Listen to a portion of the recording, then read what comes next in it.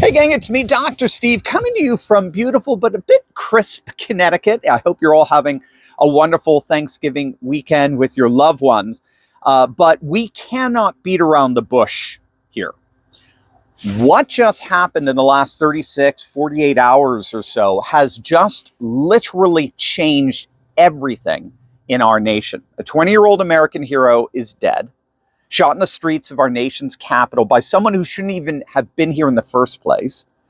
And President Trump just responded with what may be the single most consequential statement of his entire presidency. And it's bringing his entire coalition back together like never before. So let's unpack all of this.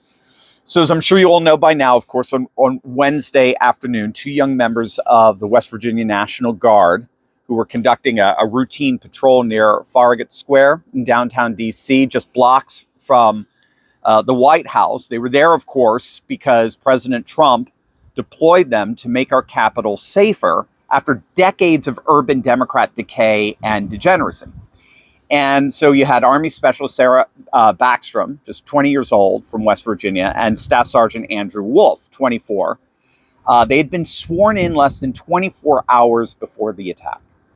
And then without warning, a man approached them and opened fire with a .357 Smith & Wesson revolver, multiple shots, all at close range, head, chest, torso. An ambush-style attack in broad daylight. And what makes this even more gut-wrenching is that Sarah Backstrom volunteered to serve in Washington on Thanksgiving so others could be with their families. And it was on that day, Thanksgiving evening, last night, that President Trump himself personally delivered the devastating news that Sarah had succumbed to her injuries. She gave the ultimate sacrifice for a country that she so dearly loved. By contrast, the suspect who gunned down Sarah and Andrew is a 29-year-old Afghan national who entered the United States back in September of 2021 through Joe Biden's Operation Allies Welcome program. So this was the disastrous resettlement effort following the catastrophic Afghanistan withdrawal back in August of that year. But as it turns out, this wasn't just some random refugee. This guy reportedly worked directly with the CIA. He served in what's called Unit 03 of the Kandahar Strike Force. It was a CIA-backed military unit, informally known as Scorpion Forces. And he spent a decade in the Afghan National Army working alongside U.S. Special Forces.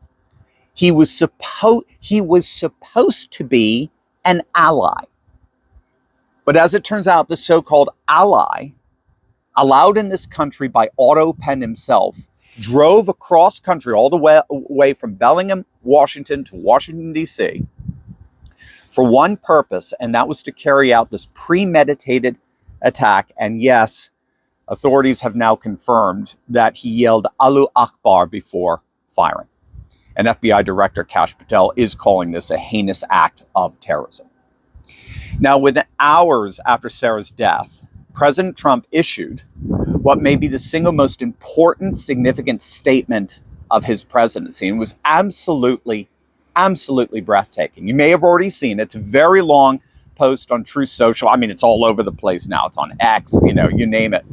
And I would read the whole thing. I'll just give you some of the highlights here. But he absolutely torched, and I mean eviscerated, the Democrats, and particularly Biden's Otto Penn, for creating the open borders conditions that allowed this to happen. So he noted that according to the 2020 census, there are now 53 million foreign-born people in the United States, most of which, and this is exactly what he said, most of which are on welfare, from failed nations, or from prisons, mental institutions, gangs, or drug cartels. They and their children are supported through massive payments from patriotic American citizens because of their beautiful hearts, don't want to openly complain or cause trouble in any way, shape, or form. But the social degeneracy from this failed immigration system has now officially crossed the line. Failed schools, high crime, urban decay, overcrowded hospitals, housing shortages, large deficits. And he cited the example of Somalians taking over the once great state of Minnesota, where, and he actually said this, where their seriously retarded governor, Tim Walz, does nothing, either through fear or incompetence or both. While the worst congressman in our country, Ilhan Omar, always wrapped in her swaddling hijab, comes into the United States, most likely illegally, marrying her brother, and does nothing but spew hatred on our country when her place of origin is a decadent, backward, crime-ridden shithole.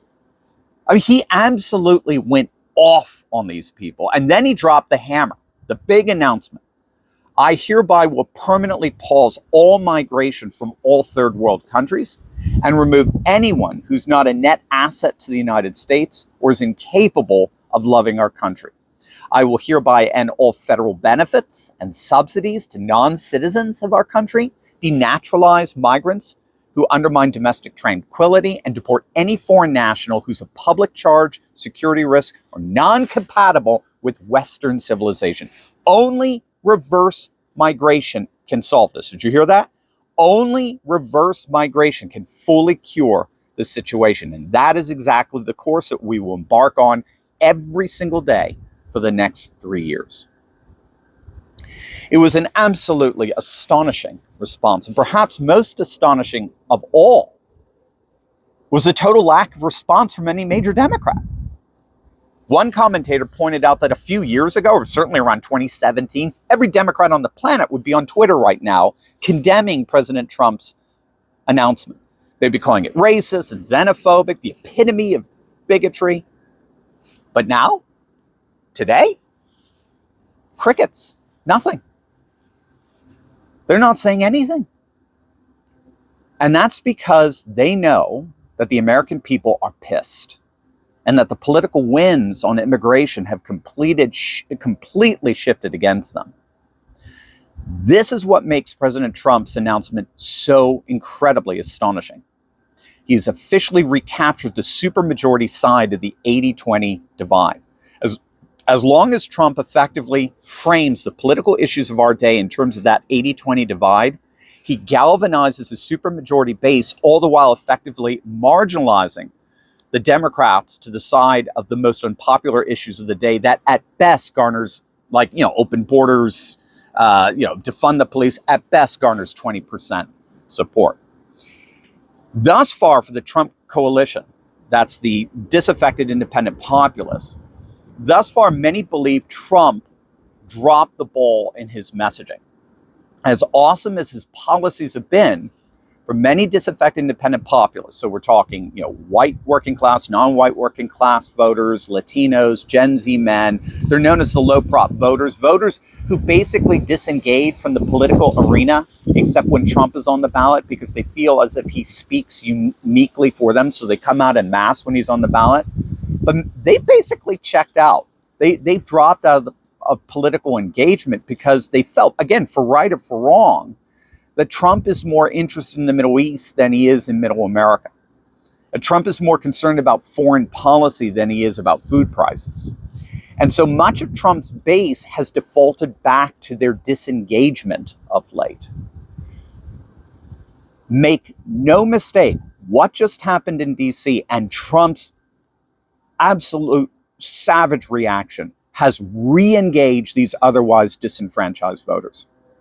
What Trump said there in officially suspending all immigration from third world countries and ratcheting up mass deportations, a full-orbed, robust program of reverse migration, that is precisely what is reanimating and re-engaging and revitalizing the Trump coalition as we speak. Trump's message cuts through all the noise. It reminds every patriot precisely why they elected him: to put America first, to secure our borders, and to never again sacrifice American lives on the altar of political correctness.